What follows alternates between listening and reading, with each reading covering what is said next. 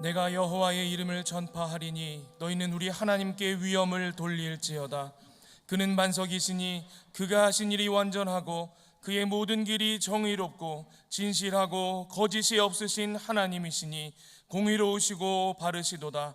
하나님은 영이시니 예배하는 자가 영과 진리로 예배할지니라. 아멘.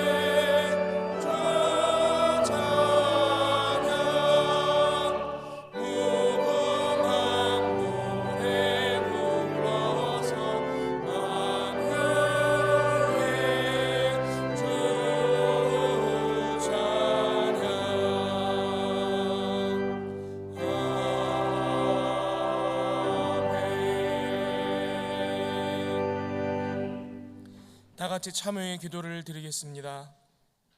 긍휼이 많으신 하나님 아버지, 저희는 먼저 하나님의 나라와 의를 구하며 살지 않고 육신의 만족을 추구하며 살았습니다. 연약한 저희를 용서하여 주옵소서. 이제 하나님의 생명의 역사를 따라 무너진 곳을 재건하는 사명자의 삶을 살아가게 하옵소서. 이제는 하나님께 저희 각자의 죄를 참회하며 계속 기도드립니다.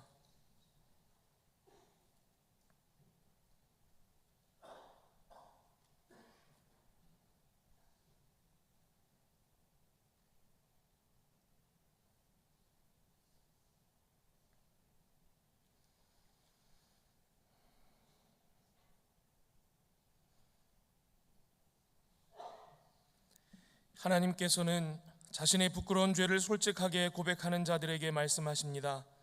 불법이 사함을 받고 죄가 가려짐을 받는 사람들은 복이 있고 주께서 그 죄를 인정하지 아니하실 사람은 복이 있도다 함과 같으니라. 아멘. 이제 사도신경으로 저희의 신앙을 고백하오니 나는 전능하신 아버지 하나님 천지의 창조주를 믿습니다. 나는 그의 유일하신 아들 우리 주 예수 그리스도를 믿습니다.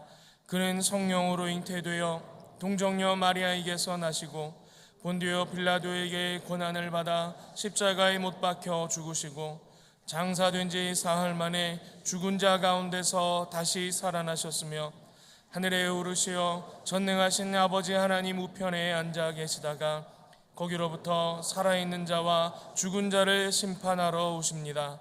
나는 성령을 믿으며 거룩한 공교회와 성도의 교제와 죄를 용서받는 것과 몸의 부활과 영생을 믿습니다. 아멘. 자리에 앉으시기 바랍니다. 다 함께 성시를 교독하겠습니다. 성시는 교독문 8번 시편 14편입니다.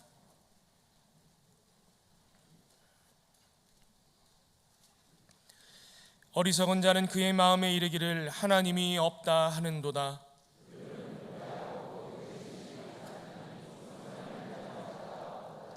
여호와께서 하늘에서 인생을 굽어 살피사 지각이 있어 하나님을 찾는 자가 있는가 보려 하신즉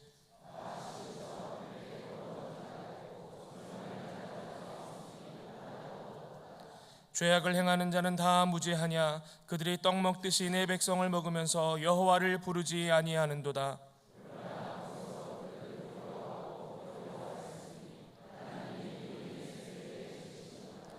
너희가 가난한 자의 계획을 부끄럽게 하나 오직 여호와는 그의 피난처가 되시도다. 여호와께서 그의 백성을 포로된 곳에서 돌이키실 때에 야곱이 즐거워하고 이스라엘이 기뻐하리로다. 아멘. 거룩하신 하나님 아버지, 지난 한 주간도 저희의 삶과 심령을 지켜주셔서 구별된 주님의 날에 저희로 주의 전을 사모하여 하나님 앞에 나오게 하시니 감사드립니다. 이 시간 영락 공동체의 모든 믿음의 백성들이 한 마음으로 하나님 앞에 나와 예배하오니 임하사 영광 받아 주시옵소서. 하나님께서 흠양하시는 예배가 될 수 있도록 예배하는 저희의 몸과 마음을 주장하여 주시고 이 시간을 통하여 예배하는 모든 믿음의 백성들이 살아계신 하나님을 만나게 하여 주시옵소서. 주의 몸된 교회를 온전하게 세워가시는 하나님, 영락교회의 다음 세대가 참 믿음의 사람 되어 자기 인생을 하나님 앞에서 온전히 살아내는 신실한 하나님의 백성들이 되게 하여 주시옵소서. 영아버부터 청년부에 이르기까지 모든 자녀들이 예수 그리스도를 나의 구주로 고백하게 하시고 하나님을 참되게 만나 믿음으로 성장하여 하나님 나라와 영광을 위해 크게 쓰임받게 하여 주시옵소서. 올여름 부서들마다 준비하는 모든 성경학교 수련회 비전 트립과 국내외 선교 사역 가운데 성령의 불을 부어 주시옵소서. 우리의 자녀들이 능력 있는 하나님의 사람으로 세워지는 이 여름이 되게 하여 주시옵소서. 모든 재직들에게 충성의 열매를 풍성케 하여 주시고 세우신 주의 종들로 하나님의 뜻을 따라 양떼를 먹이게 하여 주시옵소서. 이철신 원로 목사님의 기도 사역과 김은성 위임 목사님의 말씀 사역의 기름 부으사 풍성한 열매를 거두게 하여 주시옵소서. 모든 80주년 기념 사업 가운데 기름 부어 주셔서 영락교회를 세우시고 지키신 하나님의 영광이 나타나게 하여 주시고 온 교회가 마음 모아 준비하는 가운데 감사가 충만한 기쁨의 잔치가 되게 하여 주시옵소서. 모든 사람이 구원을 받으며 진리를 아는 데에 이르기를 원하시는 하나님, 전 세계에 흩어져 복음 전하는 선교사님들을 붙들어 주시옵소서. 주신 사명 열매 거두기까지 능력 더하여 주시고 모든 선교의 환경과 선교사님의 가정 가운데 임하사 부족함이 없도록 성령 하나님께서 늘 채워 주시옵소서. 저에게도 구령의 열정 더하사 이 땅에 사는 동안 복음 전하는 일 쉬지 않게 하시고 주님 앞에 서는 날까지 충성하는 예수님의 신실한 제자들이 되게 하여 주시옵소서. 화평의 하나님, 저희 가운데 하나님의 참 화평을 간절히 구합니다. 인간의 탐욕으로 연약한 이웃들이 고통받고 있음을 불쌍히 여겨 주시옵소서. 세계 곳곳에서 전쟁으로 생명과 삶의 터전을 잃고 고통받는 이들이 있습니다. 평화의 주님, 이들 가운데 임하여 주시옵소서. 아프가니스탄과 미얀마, 중국과 북한에서 탄압받는 백성들의 신음소리에 응답하여 주시옵소서. 모든 어리석은 분쟁들을 그쳐주시고 아둔한 인간의 탐욕은 거두어 주시옵소서. 이 땅의 전쟁의 아픔이 이제는 다시 없게 하여 주시고 이 땅에 하나님의 공의와 참 평화만 충만케 하여 주시옵소서. 예배 가운데 우리를 말씀으로 먹이시는 하나님, 세우신 주의 종에게 능력을 더하사 하나님의 말씀을 온전히 선포케 하여 주시고 그 입술을 통해 선포되어지는 말씀으로 하나님의 뜻을 온전히 깨달아 모두가 새로워지는 시간이 되게 하여 주시옵소서. 이른 시간 예배를 위해 준비한 임마누엘 찬양대를 성령으로 기름 부어 주셔서 그 입술의 찬양이 하나님 흠양하시는 신령한 노래가 되게 하여 주시옵소서. 이 모든 말씀 우리의 구원자 되시는 예수 그리스도의 이름으로 기도하옵나이다. 아멘.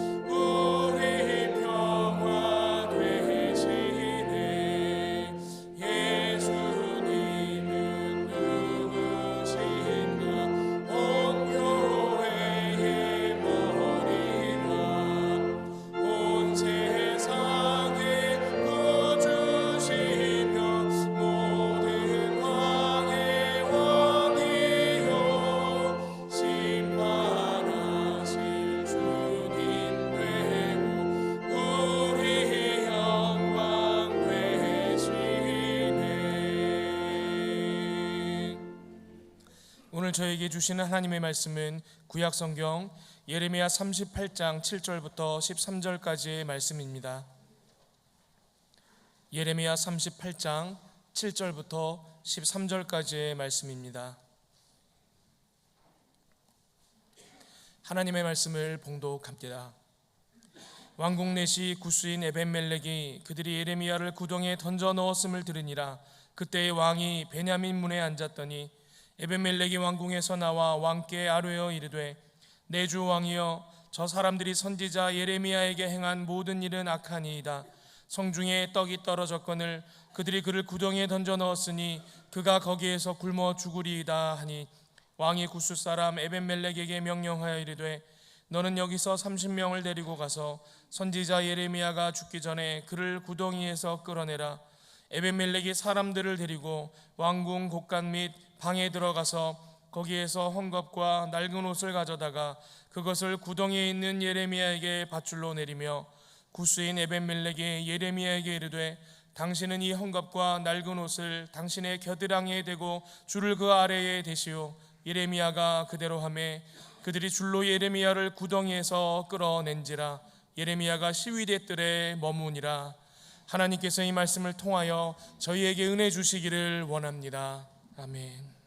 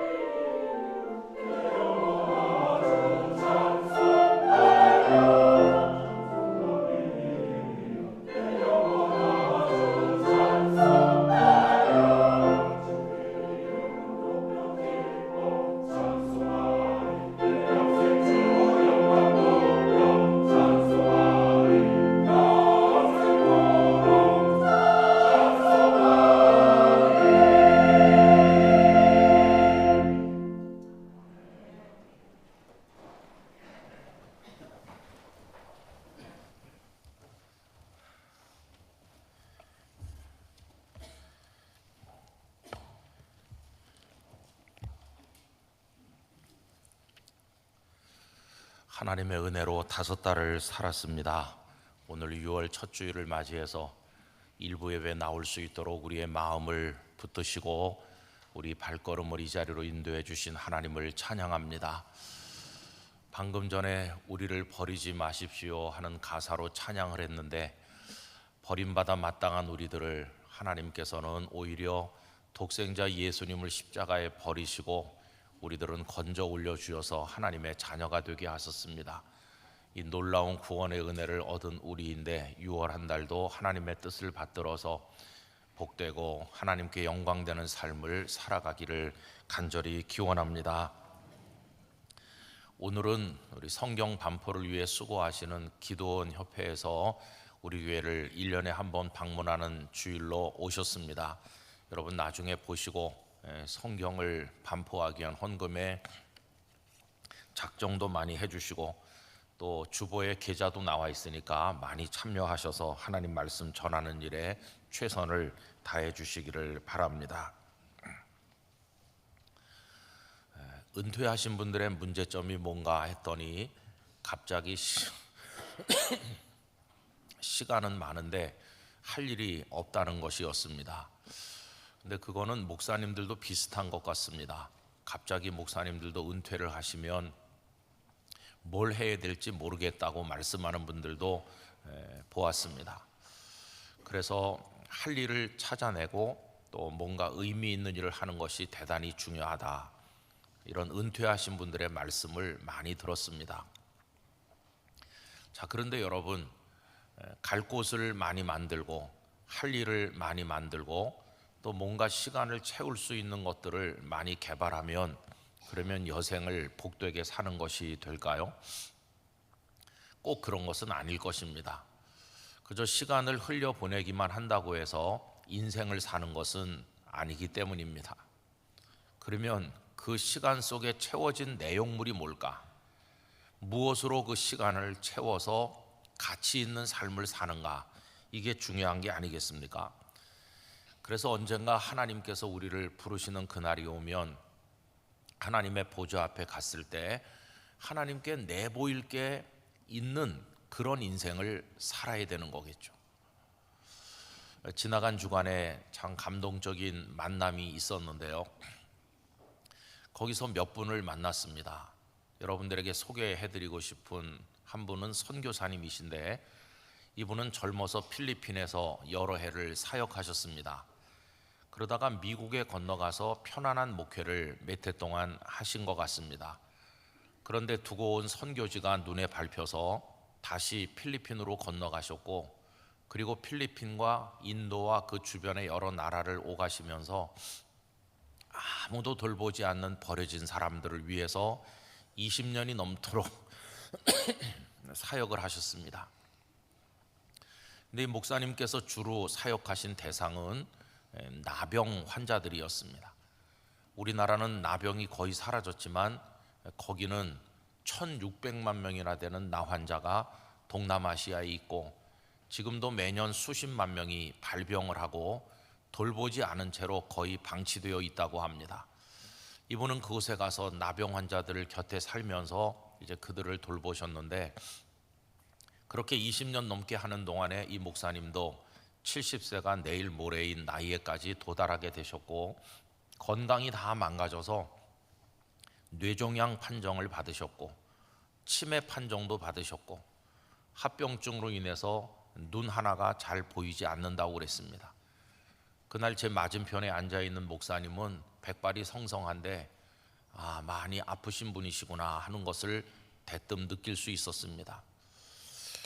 이제 그분은 당신의 남은 여생 동안 하나님이 허락하시면 그 네팔의 불가촉 청민들, 카스트 제도에서 맨 밑에 있는 달리트라고 하는 아무도 접촉하려고 하지 않는 그들 중에서도 나병 걸린 여성들, 버려진 그 여성들을 돌보는 일을 하다가 하나님 앞에 가는 게 꿈이라고 이야기하셨습니다. 사모님은 목사님보다도 건강이 더 좋지 않다고 하셨습니다.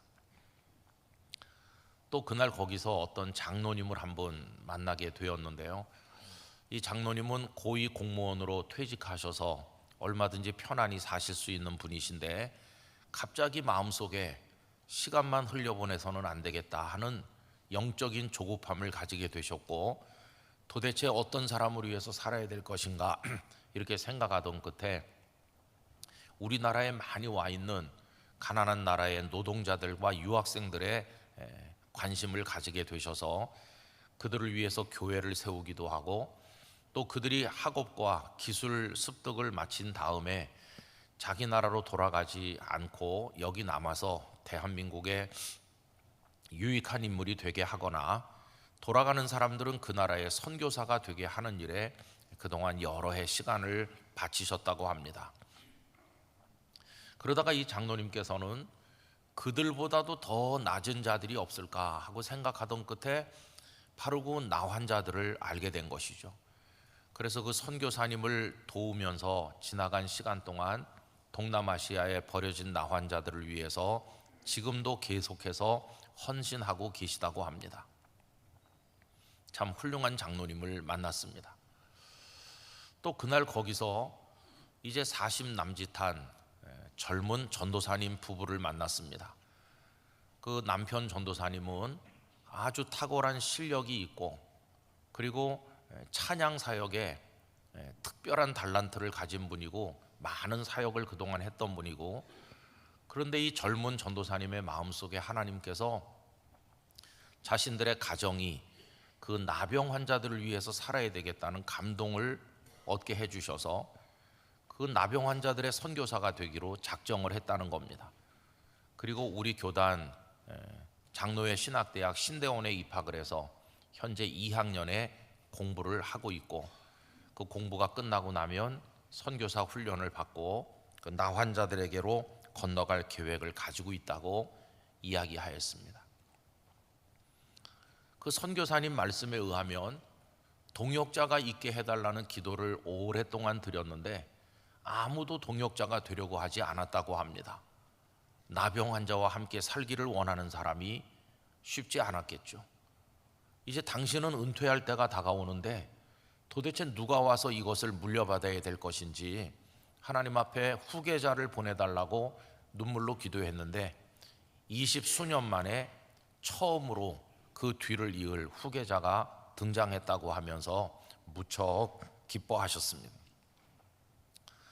저는 그분들과 식사 한 그릇을 나누면서 이런저런 이야기를 듣고 돌아오는 가운데 똑같이 한번 세상에 태어나서 사는 건데 참 다양한 삶이 있구나 하는 것을 생각하게 됐습니다. 여러분, 언젠가 하나님께서 우리의 삶에 종결을 선언하실 것이고 우리들을 당신 앞에 세우실 날이 올 것입니다. 그때 우린 무엇을 가지고 가서 하나님 앞에 드려야 될까? 이런 생각을 많이 하게 되었습니다. 99.9%의 사람들은 더 잘 먹기 위한 관심, 더 잘 입기 위한 욕망, 더 많이 누리고 떵떵거리기 위한 그런 집착으로 자기 인생을 흘려보내는데 성도들은 어떻게 살아야 될 것인가? 여러분, 우리 성도들은 하나님 앞에서 더 바르고 더 가치 있고 하나님 기뻐하시는 삶을 위해 살아야 되리라고 믿습니다. 사람들이 어떻게 하는지 시류에 따라서 휩쓸리거나 부화내동하지 말고, 남들이 하는 데 따라서 무조건 따라서 가지 말고, 욕망에 따라서 추하게 행동하지 말고 하나님의 말씀이 정해주는 그 자리를 지키면서 우리에게 주신 사명의 길을 걸어가는 것이 성도다운 것이다, 이런 생각을 많이 하게 되었습니다. 저는 오늘 우리 영락교회 예배당에 오셔서 예배하는 성도들이 앞으로 여러분들의 남은 삶에 대한 깊은 고민을 가지고 돌아가실 수 있었으면 합니다. 어떻게 살아야 될 것인가? 거룩한 고민이 우리 마음에 있는 것이 마땅합니다. 그런 면에서 오늘 본문에 보면은 독특한 사람 한 분을 우리가 만나게 되는데 그는 에벳 멜렉이라고 하는 사람입니다. 그 에벳이라고 하는 말의 뜻은 종이라는 것이고 멜렉은 왕이니까 그 이름의 뜻이 왕의 종입니다. 그래서 많은 학자들은 그의 고유한 이름이 아니고 아마 그의 직함이 아닐까 이렇게 생각을 합니다. 오늘 본문에서는 그를 왕의 내시라고 소개하고 있기도 하죠. 그런데 눈에 띄는 것은 그는 유대 사람도 아니었다는 것입니다. 그를 가리켜서 구스 사람이라고 말했는데, 구스라고 하면 아프리카 북동쪽의 누비아 지방을 말하거나 아니면 오늘날 애굽 아래에 있는 에티오피아를 가리킬 때가 많습니다. 어쨌든 그는 유다 사람이 아닌데 선민의식으로 이방 사람들을 짐승같이 여기던 그 상황에서 이 사람이 어떻게 왕의 내시 자리로 들어가게 됐는지 잘 알 수는 없습니다.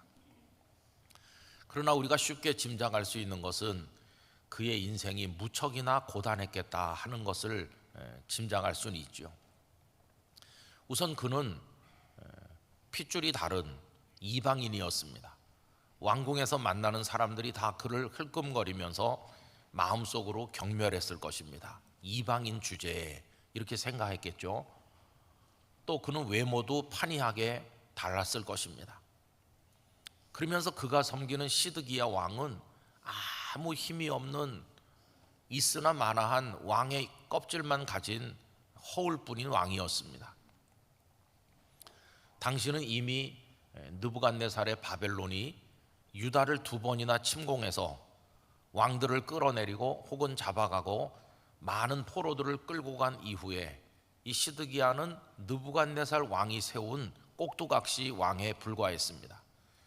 그는 잘 아시는 것처럼 남유다의 마지막 왕이죠.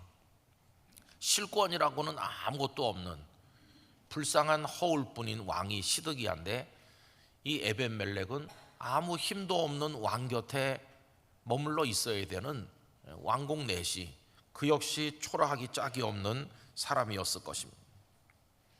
얼마나 그의 인생이 고단했을까요? 아마 궁궐의 신하들은 그를 보면서 이렇게 비아냥거렸을 겁니다. 참, 우리 왕도 데리고 있을 사람이 없는가 보지? 어떻게 저런 이방인을 불러서 내시를 삼는단 말인가? 이러면서 왕과 에벤멜렉을 다 싸잡아서 조롱했을 것입니다. 그는 힘없는 왕 곁에 있는 힘없는 내시에 불과했습니다. 자, 그런데 여러분, 하나님께서는 오늘 이 예레미야 38장의 몇 절을 통해서 우리로 하여금 에벤멜렉이 한 일에 대해서 관심을 가지도록 하십니다. 그가 힘없는 왕 곁에 힘없는 내시에 불과한데 도대체 우리가 그에 대해서 관심을 가져야 될 이유가 뭘까요? 그건 다른 것이 아니라 그가 하나님께서 기뻐하시는 일을 했다는 것입니다. 여러분, 그 내용은 이런 것입니다.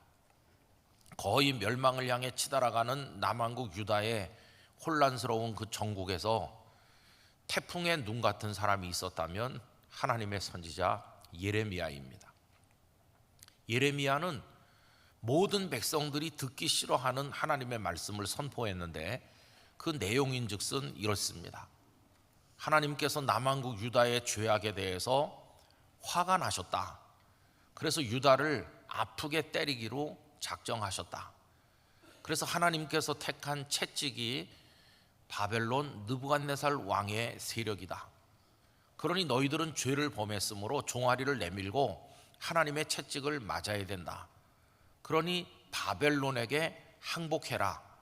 그러면 하나님께서 70년이 지난 이후에 다시 돌아오게 해주실 것이고 유다가 회복될 수 있는 구원의 길을 주실 것이다. 지금은 바벨론에게 항복하는 것이 하나님의 뜻이다. 이렇게 선포했습니다. 여러분, 바벨론이 한 번, 2번 와서 벌써 사람들을 잡아가고 자신들의 모든 걸 약탈하고 있는 터에 바벨론에게 항복하는 게 하나님의 뜻이라고 외치는 이 예레미야의 메시지를 누가 좋아했겠습니까? 모든 방백들과 백성들이 예레미야를 극도로 미워했습니다. 그들이 원한 것은 남쪽에 있는 애굽의 힘을 빌려서 바벨론을 몰아내고 어떻게 해서든지 유다를 다시 세우는 거, 이게 그들의 관심인데 예레미야는 그 반대의 메시지를 전했기 때문에 사람들에게 미움을 받게 된 것이었습니다. 그래서 신하들은 그를 잡아가지고 왕에게 와서 죽여야 된다고, 이런 예레미야는 죽여야 된다고 얘기했습니다. 여러분, 그때 시드기야가 얼마나 힘이 없는지가 고스란히 나타나죠. 38장 5절에 이런 말씀이 나옵니다. 시드기야 왕이 이르되 보라, 그가 너희 손 안에 있느니라. 왕은 조금도 너희를 거스를 수 없느니라 하는지라. 왕이 돼가지고 한다는 말이 너희들 뜻대로 하라는 겁니다. 내가 무슨 힘이 있느냐? 너희들 이미 예레미야를 손에 넣었으니 너희들 원하는 대로 해라. 참 불쌍한 왕의 힘없는 모습이죠. 이랬더니 이 사람들이 예레미야를 끌고 가서 진흙창 웅덩이에다 집어 던진 겁니다. 그 다음 6절에 이렇게 나옵니다. 그들이 예레미야를 끌어다가 감옥들에 있는 왕의 아들 말기야의 구덩이에 던져 넣을 때에 예레미야를 줄로 달아내렸는데 그 구덩이에는 물이 없고 진창뿐이므로 예레미야가 진창 속에 빠졌더라. 이제 그는 거기서 굶어 죽을 판이었습니다. 여러분 여기 구덩이라고 하는 거 이스라엘에 가보시면은 혼자 올라올 수 있는 구덩이가 아닙니다. 마치 큰 항아리를, 큰 방만한 항아리를 땅속에 묻은 것처럼 생각하시면 됩니다. 도저히 사람이 자기 힘으로 올라갈 높이도 아니고 구조도 그렇지 않습니다. 누가 위에서 끌어올려 주지 않으면 도저히 올라갈 수 없는 그런 진창에다가 그를 집어 던진 거죠. 먹을 걸 주지 않으면 그는 거기서 죽을 수밖에 없는 상황에 처하게 됐습니다. 자, 그런데 이런 일련의 모든 상황을 누가 알고 있었느냐 하면 이 에벤멜렉이 다 알고 있었습니다. 그는 이때부터 큰 고민에 빠졌습니다. 예레미야를 구출해야 될 텐데, 그게 옳은 일인데, 그런데 문제는 힘이 없고 두렵다는 게 그게 문제였습니다.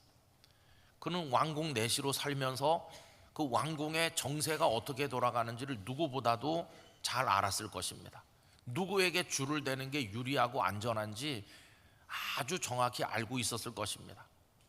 자기가 모시는 시드기야 왕은 허울뿐인 왕이라는 거 왜 모르겠습니까? 아무 힘이 없고, 실세는 예레미야를 잡아다 구덩이에 던진 바로 그 사람들이 실세인데, 내가 예레미야를 구출하려고 하는 노력을 하다가 그 사람들에게 잘못 보이면 목숨이 달아날 수도 있는 어려운 일이고, 내 장래를 생각한다면 그들에게 줄을 대고 그들이 원하는 대로 행동해야 되는데 이걸 어떻게 하면 좋을 것인가? 그는 극도의 고민 속에 빠지게 되었을 것입니다. 유다 사람도 아닌 주제에 그가 해야 될 것은 미래를 위한 몸보신이 아니겠어요? 안전책을 구하는 거 아니겠어요? 그런 상황에 에벤멜렉이 있게 된 것이죠. 그런데 여러분, 오늘 본문은 에벤멜렉이 큰 용기를 냈다는 것을 우리들에게 말해주고 있습니다. 어느 날 시드기야가 베냐민 문에 앉아 있을 때 그는 왕에게 가서 은밀하게 얘기했습니다. 왕이시여, 예레미야가 어떻게 됐는지 아십니까? 그들이 그를 끌고 가서 그 웅덩이 속에, 구덩이 속에 지금 던져 넣었는데 이대로 방치하면 그 하나님의 사람이 굶어 죽을 것입니다. 그때 시드기야가 큰 부담을 느꼈습니다. 비록 힘이 없지만 에벤멜렉에게 은밀한 명령을 내립니다. 사람들을 데리고 가서 그를 은밀하게 구출하라. 그래서 에벤멜렉은 아주 위험한 작전을 수행하듯이 사람들을 데리고 가서 줄을 내리고 예레미야로 하여금 자기 몸에 줄을 묶게 한 다음에 그걸 잡아당겨서 예레미야를 구출한 것을 오늘 본문이 보여주고 있죠. 오늘 본문 가운데 그가 왕에게 하는 말이 8절과 9절에 이렇게 나옵니다. 에벤멜렉이 왕궁에서 나와 왕께 아뢰어 이르되, 내 주 왕이여, 저 사람들이 선지자 예레미야에게 행한 모든 일은 악하니이다. 성중에 떡이 떨어졌거늘 그들이 그를 구덩이에 던져 넣었으니 그가 거기에서 굶어 죽으리이다 하니. 왕이시여, 저 사람들이 악합니다. 여러분, 이 말은 참 하기 어려운 말입니다. 실세인 사람들을 가리켜서 그 사람들은 악하다고 이렇게 말한다는 것은 자기 생명을 돌보지 않는 용기 있는 태도가 아니겠습니까? 그는 그렇게 행동을 해서 하나님의 사람 예레미야를 죽음의 자리에서 건져내었다는 것을 오늘 본문이 알려주고 있는 것이요. 자, 그럼 여러분, 에벤멜렉은 왜 그렇게 했을까요? 에벤멜렉의 미래하고 예레미야의 생사가 지금 당장 뭔가 연결돼 있습니까? 그를 꺼내주지 않으면 오늘 당장 에벤멜렉이 죽습니까? 그런 것도 아니죠. 아무 상관이 없어 보여요. 예레미야가 죽든 말든 그게 나랑 무슨 상관이 있나? 내 안위도 지키기가 어렵다, 이런 생각할 수 있잖아요. 근데 왜 그는 그런 무거운 짐을 지고 위험한 일을 감행했을까? 이유가 뭘까? 이렇게 물으면 답이 딱 하나입니다. 다른 게 아니라 그가 하나님을 믿었기 때문이었습니다.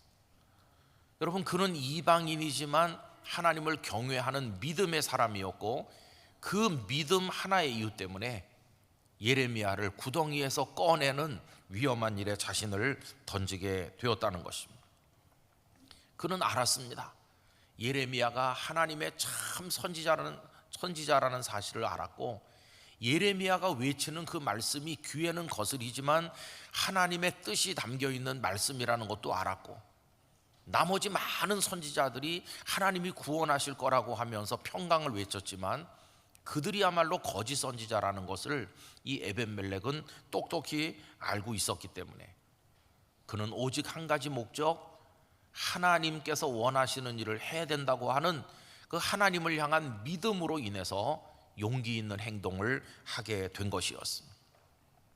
그는 입으로는 하나님을 찾으면서 삶 속에서는 시세의 유불리를 따져서 행동하는 삶 따로 믿음 따로의 그런 아주 비겁한 사람은 아니었습니다. 믿는 대로 행동하는 용기 있는 하나님의 사람이었던 것을 알려주고 있습니다. 여러분, 그가 이렇게 한 결과 하나님께서 어떻게 그에게 보상을 허락하셨나요? 나중에 하나님께서는 예레미야를 통해서 놀라운 말씀을 하시는데, 이 나라가 무너지는 그 상황이 올 때 내가 너를 반드시 구원하겠다고 말씀하죠. 39장 15절로 가서 보시기를 바랍니다. 39장 15절로 18절에 이렇게 길게 말씀되어 있습니다. 예레미야가 감옥들에 갇혔을 때에 여호와의 말씀이 그에게 임하니라. 이르시되 너는 가서 굿수인 에벤멜렉에게 말하기를 만군의 여호와 이스라엘의 하나님의 말씀에 내가 이 성에 재난을 내리고 복을 내리지 아니하리라 한 나의 말이 그날에 내 눈앞에 이루리라. 여호와의 말씀이니라. 그 다음에 뭐라고 하십니까? 내가 그날에 너를 구원하리니 네가 그 두려워하는 사람들의 손에 넘겨지지 아니하리라. 내가 반드시 너를 구원할 것인즉 네가 칼에 죽지 아니하고 네가 노략물같이 내 목숨을 얻을 것이니 이는 네가 나를 믿었음이니라. 여호와의 말씀이니라 하시더라. 그를 구원하시겠다고 말씀하시면서 그 이유가 네가 나를 믿었기 때문이다. 나를 믿었고 그 믿음에 따라 용기 있는 행동을 했기 때문에 내가 너를 구원할 것이라고 말씀하신 것입니다. 여러분, 이게 그 상황에 불리하고 유리한 걸 따라 약삭빠르게 행동하지 아니하고 하나님을 경외하는 믿음에 따라 살았던 에벤멜렉에게 주어진 하나님의 축복이라는 것을 확인하게 됩니다. 저는 우리 영락교회 성도들이 오늘의 에벤멜렉처럼 용기 있는 믿음의 사람으로 살아가시게 되기를 원합니다. 예수님께서는 선지자를 대접하면 선지자의 상을 받는다고 말씀하셨죠. 마태복음 10장 41절입니다. 선지자의 이름으로 선지자를 영접하는 자는 선지자의 상을 받을 것이요 의인의 이름으로 의인을 영접하는 자는 의인의 상을 받을 것이요. 이 에벤멜렉은 하나님의 선지자 예레미야를 구출하고 그를 잘 대해 주었기 때문에 거기에 어울리는 상급을 하나님으로부터 받게 된 것입니다. 마태복음 25장 34절 이하에서 예수님은 양과 염소의 비유를 말씀하시는 중에 이렇게도 말씀하셨습니다. 그때 임금이 그 오른편에 있는 자들에게 이르시되 내 아버지께 복받을 자들이여 나와 창세로부터 너희를 위하여 예비된 나라를 상속받으라.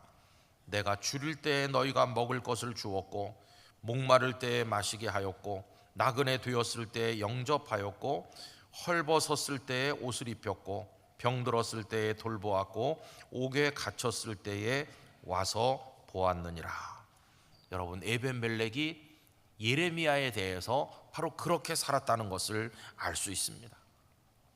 여러분, 그는 왕궁에 있는 다른 사람들하고 여러 가지 면에서 달랐습니다. 인종이 달랐고 외모가 달랐고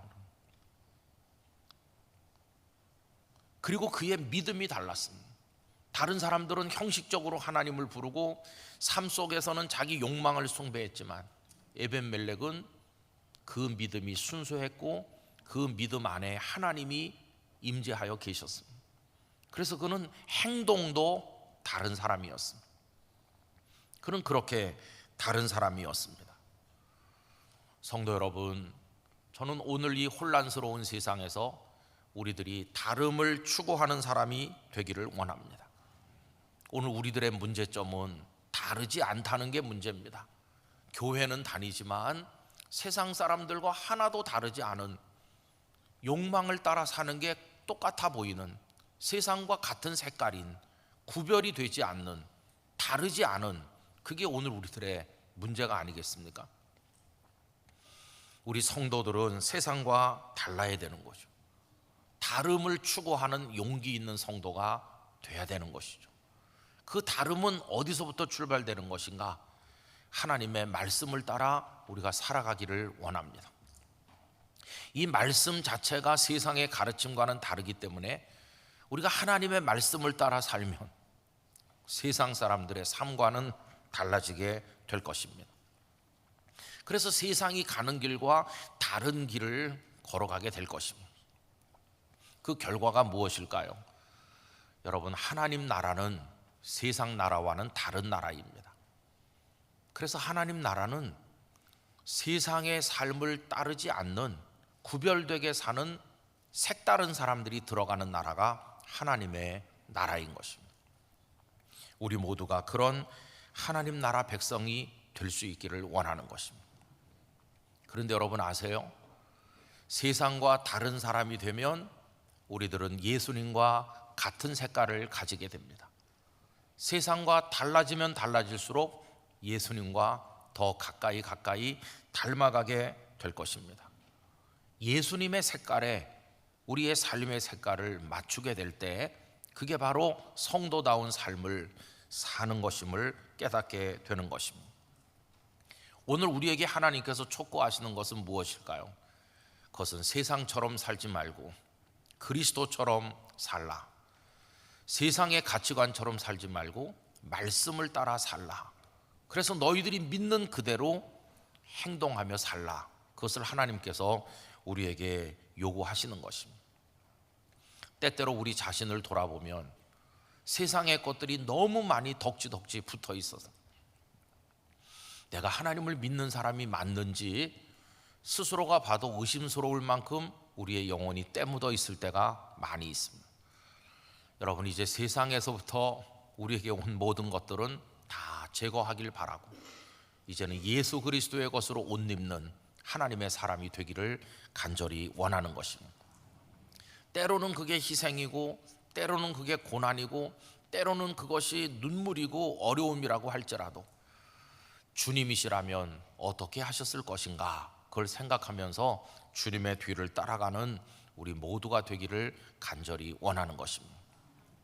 그렇게 할 때 에벤멜렉을 멸망의 와중에서도 구원하신 하나님께서 우리들을 이 세상의 종말에 맡겨두지 않으시고 예수 그리스도의 보혈 안에서 구원하사 하나님의 나라, 다른 사람들이 들어가는 하나님의 나라의 백성으로 우리를 받아주실 줄 믿습니다. 그런 모습으로 우리의 남은 생애를 깊이 기도하며 살아갈 수 있기를 간절히 축원합니다. 기도하겠습니다.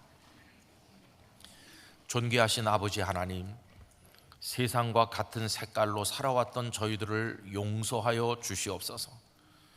세상 사람들과 진배 없는 부패한 관심으로 살아왔던 저희를 긍휼히 여겨 주시옵소서.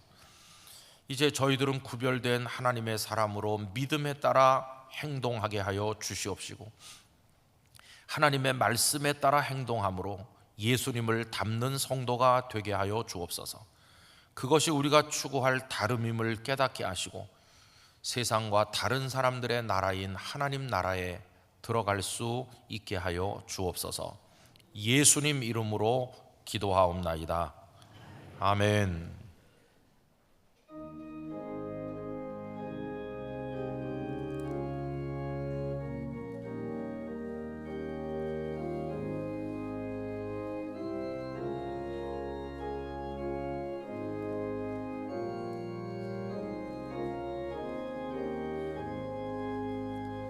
십자가를 질 수 있나 주가 물어보실 때 주기까지 따르오리 성도 대답하였다.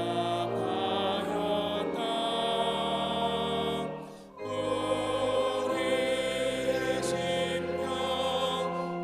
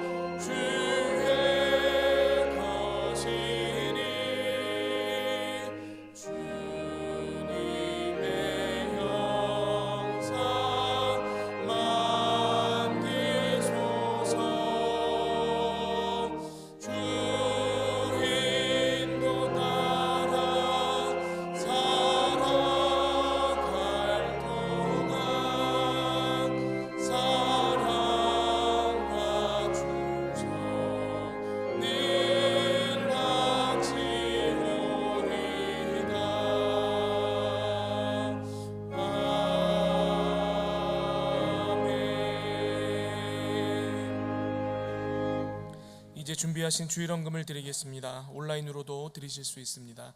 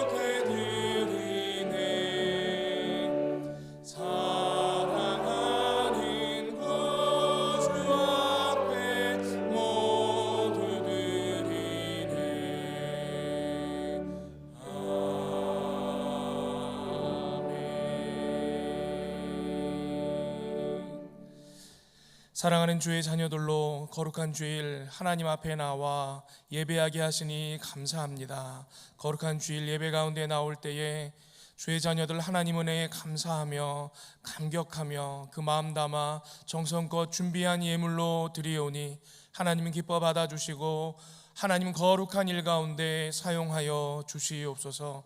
드리는 손길들마다 합당한 믿음 부어주시기를 원합니다.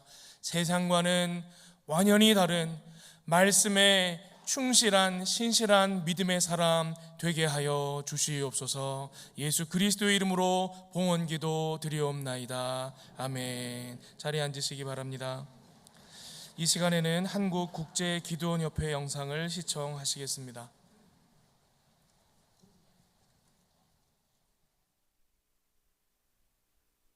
제가 이제 남중남고를 나왔는데요. 좀 문제가 많은 학교였어요. 제 친한 친구들 괴롭히는 친구들도 있었고, 그 친구들한테 고통받고 있는 제 친한 친구들을 어떻게 하면 도와줄까? 하나님, 부처님, 예수님 누가 오든 나의 이 문제를 해결해 주셨으면 좋겠다라는 기도를 제가 했던 것 같아요. 그런데 그 주에 뜬금없이 이제 학원 선생님이 그 예수님이 너의 죄 때문에 십자가에서 죽으셨다, 그 이야기를 처음 들었던 거예요. 저는 충격을 받고 집으로 돌아왔던 것 같아요. 성경책을 갑자기 읽고 싶더라고요. 기도원 성경책이 그때 있었어요. 그래서 그 성경책을 읽고 예수님께 나의 죄에 대해서 고백을 하고, 그래서 그날 예수님 만나게 된 것 같아요. 군대에서 제 생활이 완전 무너져 버린 신앙생활이, 이게 안 되겠다라고 생각하고 다시 꺼내서 성경을 보려고 했을 때 그때 또 저에게 기도 성경이 있었어요.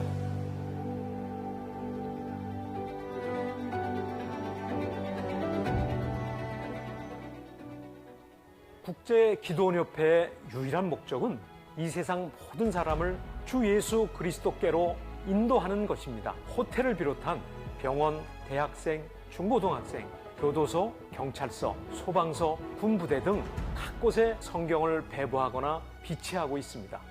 현재 국제기도원협회는 전 세계 200여 국에서 100개 이상의 언어로 성경을 배부하고 있고 25억 명이 넘는 영혼에게 성경이 전해졌습니다. 성도 여러분에게 3가지 부탁 말씀드립니다. 첫째로, 기도원 사역을 위해서 기도해 주십시오. 둘째로, 기도원 회원이 되어 주십시오. 여러 성도님 중 기독 실업인이나 전문 직업인으로서 그리스도의 증인된 삶을 살기 원하시는 분들께서는 목사님의 추천을 받아서 기도원 회원이 되어 주시기를 부탁드립니다. 셋째로, 성경 제작을 위해서 오늘 성서 헌금으로 동참해 주십시오. 2,500원을 헌금하시면 한 권의 성경이 전 세계 어느 누군가에게 전달되어 놀라운 복음의 전파의 역사가 일어나게 될 것입니다. 또한 후원 약정서 작성을 통해 매달 정기적으로 성경 제작에 동참하실 수도 있습니다.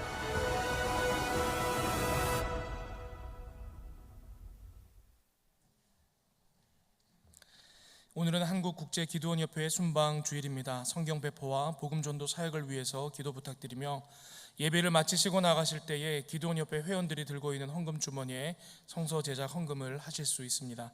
또한 주보에 게재된 계좌로 온라인 헌금도 가능합니다. 새가족 여러분들을 주님의 이름으로 환영합니다. 봉사관 1층에 새가족 접수처에서 등록을 도와드립니다. 또는 교회 홈페이지에서 새가족 등록이 가능합니다. 오늘 찬양 예배 시에 성찬식이 있습니다. 기도로 준비하시기를 바랍니다. 세례 입교식이 7월 7일 주일 찬양 예배 시 본당에서 있습니다. 이를 위한 교육은 6월 9일부터 30일까지 4주간 봉사관 지하 예배실에서 진행되며 접수는 각 교구 전도사가 받습니다. 별세자 소식입니다. 노원교구 59구역 이영자 은퇴 권사님께서 별세하셨습니다. 고인은 문성미 권사님의 시모가 되십니다. 6월 3일 월요일 오전 7시 인제대학교 상계백병원 장례식장에서 장례 예식이 있습니다. 슬픔을 당하신 유가족들에게 하나님의 위로가 함께 하시기를 바랍니다. 이 시간 함께 암송할 6월 말씀은 구약성경 시편 18편 1절에서 2절 말씀입니다. 나의 힘이신 여호와여, 이렇게 시작합니다. 다 함께 암송합니다. 나의 힘이신 여호와여, 내가 주를 사랑하나이다. 여호와는 나의 반석이시요 나의 요새시요 나를 건지시는 이시요 나의 하나님이시요 내가 그 안에 피할 나의 바위시요 나의 방패시요 나의 구원의 뿌리시요 나의 산성이시로다. 시편 18편 1절에서 2절 말씀. 아멘. 다 같이 일어나셔서 앞뒤 좌우에 계신 분들과 인사 나누겠습니다. 세상과는 다른 사람이 됩시다.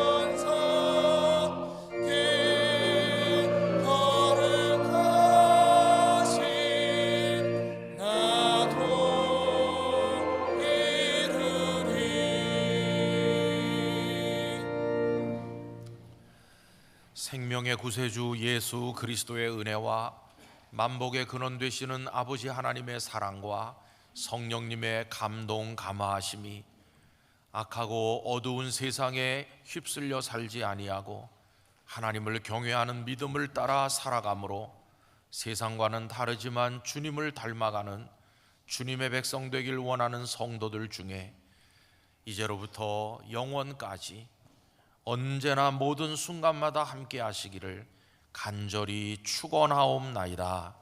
아멘.